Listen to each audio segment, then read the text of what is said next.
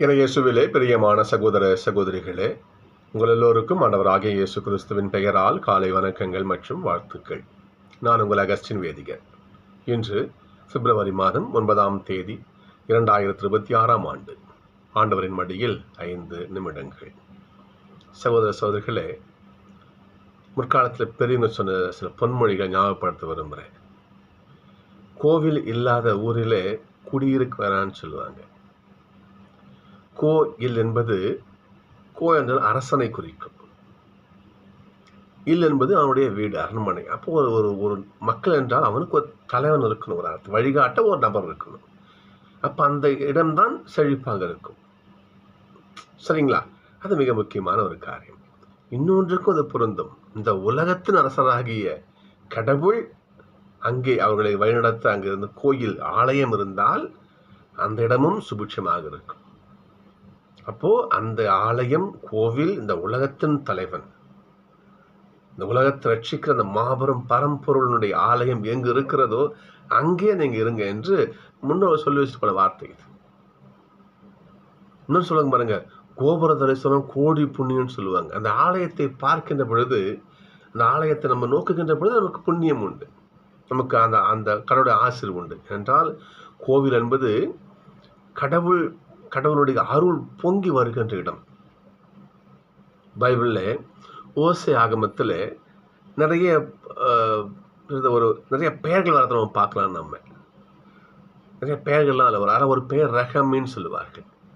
ரஹம் என்றால் தமிழில், ரஹம் என்ற அந்த இப்ரேய சொல்லுக்கு தமிழில் மார்பகம் என்பது பொருள், கருவறை என்பது பொருள், பெண்களுடைய கர்ப்பப்பை என்பது அந்த கர்ப்பப்பை என்பது பொருள். அப்போ மார்பகம் என்பது ஒரு பிறக்கின்ற குழந்தை தாய்ப்பாலை தவிர்த்து வேற எந்த பொருளையும் சாப்பிடாது. பிறந்த அந்த குழந்தையினுடைய உயிரை பிடித்து நிறுத்தக்கூடிய சக்தி தாய்ப்பாலுக்கு மட்டுமே உண்டு. ஞாபகம் வச்சுக்கோங்க. வேற எதனாலும் அந்த குழந்தை வளர்ந்துட்டு என்ன சாப்பிடணும் தரலாம், நீங்க என்ன சாப்பிடணும் கொடுக்கலாம். ஆனால் பிறந்த உடனே அந்த பிறந்த சிசுவின் உயிரை பிடித்து நிறுத்தக்கூடிய சக்தி தாய்க்கு, அந்த மார்பகத்துக்கு மட்டுமே உண்டு. அப்போ ஒரு ஒரு உயிரையே நிறுத்தக்கூடிய, பிடித்து வைத்திருக்கக்கூடிய ஆற்றல் அந்த தாய்ப்பாலுக்கு, அந்த மார்பகத்துக்கு உண்டு. இன்னொன்று கருவறைன்னு சொல்வார்கள். அந்த ரஹம்ங்கிற வார்த்தைக்கு நிறைய அப்ரஹாம்னு சொன்ன ரஹம்ங்கிற அந்த சொல்லுக்கு, இந்த இப்ரேய சொல்லுக்கு ஆழமான பொருள் உண்டு. கர்ப்பப்பைக்கு அந்த பேர் உண்டு. பெண்கள் தாங்குகிற கர்ப்பப்பை, அதுக்கு அந்த பேர் உண்டு, ரஹம்னு சொல்லுவார்கள். ஏனென்றால் இந்த உலகத்திலே ஒன்றுமில்லாத ஒன்றை உருவாக்கி கொடுக்கின்ற மாபெரும் சக்தி அந்த கருவறைக்கு மட்டுமே உண்டு. புரியுதுங்களா? இப்ப நான் அகஸ்டின்ங்கிற ஒரு நபர் நான் எப்படி உருவான, என் தாய் என்னை உருவாக்கி, அந்த கர்ப்பப்பை எனக்கு உருவாக்கி கொடுத்தது. உயிர்கள் ஜனிக்கின்ற இடம், அங்குதான் அனைத்தும் புறப்படுகின்ற இடம். இந்த உலகத்திற்கு புது புது உயிர்கள் உருவாகின்ற இடம் அது. அப்ப இந்த 2 வார்த்தைகள் ரகமிங்கிற பொருளுக்கு உண்டு. இப்படி வச்சுங்களேன், இந்து மக்கள் கடவுள் இருக்கின்ற இடம்ங்கிறது பார்த்தீங்களா, அந்த கருவறையை கர்ப்ப கிரகம்னு சொல்லுவார்கள். ஏன் அதை கர்ப்பம்னு சொல்றாங்கன்னா, இந்த உலகத்திற்கு தேவையான ஆசிரும் அருள் வரங்கள் எல்லாம் அங்கிருந்து தான் வருது. புரியுதுங்களா? அப்போ ஆலய பாருங்க, அந்த காலத்துல நம்ம அரசர்கள் அதாவது நீங்க போய் பாருங்க, எத்தனை கோயில்கள், எத்தனை ஆலயங்கள், ஏன் கட்டினாங்க அவ்வளவு கோயில்களை? இந்த கோயில்கள் மனசை ஒருநிலைப்படுத்தும், மனசை ஒரு தன்மைப்படுத்தும், மனசுக்கு ஆறுதலை கொடுக்கும், கடவுளுடைய ஆசீர்வாதத்தை கொடுக்கும், மனமெல்லாம் ஒரு தெளிந்த நீரோடையா ஆக்கும். அத்தனை வல்லமை அந்த ஆலயத்திற்கு உண்டு. அப்படிப்பட்ட ஆலயத்தை பற்றி தான் இன்னைக்கு நம்ம வாசிக்கிறோம். முதல் வாசிக்கிறோம்.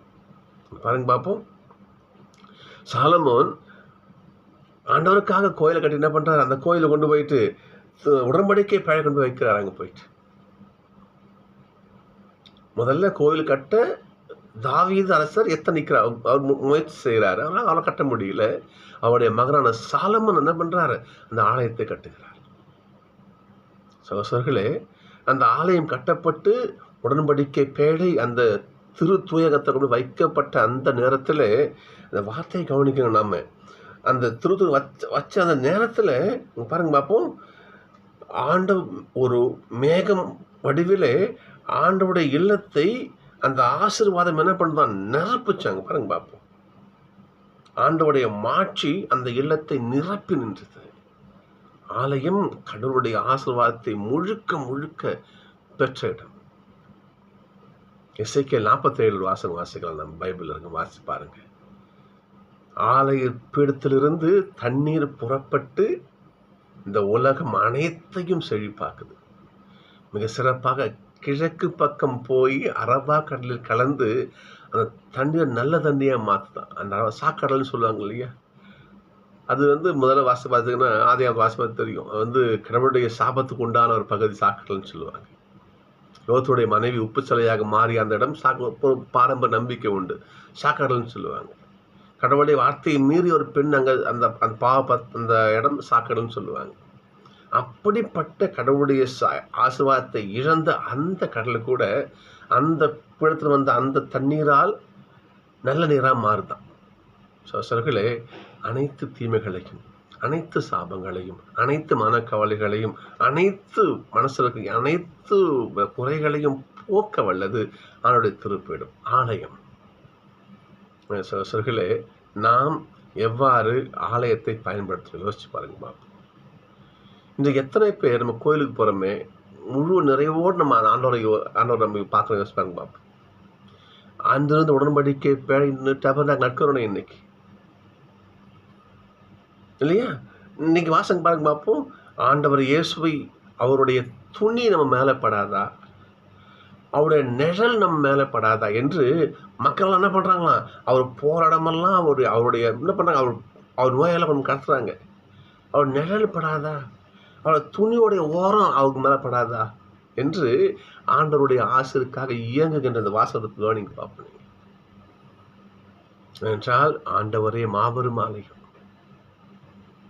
ஆண்டவரே ஆலயம், அவரே கருவறை, அவரே உடன்படிக்கை நாம வச்சுக்கணும். நாம் சொல்களே, யோவான் 2 சொல்ல பாருங்க, நானே ஆலயம், இந்த ஆலயத்துக்கு நான் கட்டி எழுப்பணும் ஆண்டு சொல்லுவேன். ஏசப்பாவே ஆலயம், அவரே கருவறை, அவரே கருப்பொருள். அவருடைய ஆசிரியராகத்தான் இந்த நட்சத்திர வாசகம் பாருங்க, மக்கள் இயங்குறாங்க. அவருடைய ஒரு நிழல் துணியோட ஓர பகுதி மேலப்படாத என்று மக்கள் அந்த ஆலயத்தை நாடி காத்துக்கிட்டே இருக்கிறாங்க. நாம் சிந்திச்சு பார்ப்போம், நம்மளும் கோயிலுக்கு போறோம் இல்லையா, அந்த ஆண்டவர் நாம எப்படி பார்க்கறோம்? நாம நிறைய பேர் இன்னைக்கு பாருங்க பார்ப்போம், பூசைக்கு போவாங்க, வாசகம் வாசிப்பாங்க, பிரசங்கம் இருந்தப்போ வெளியில் உட்காந்துக்குவாங்க.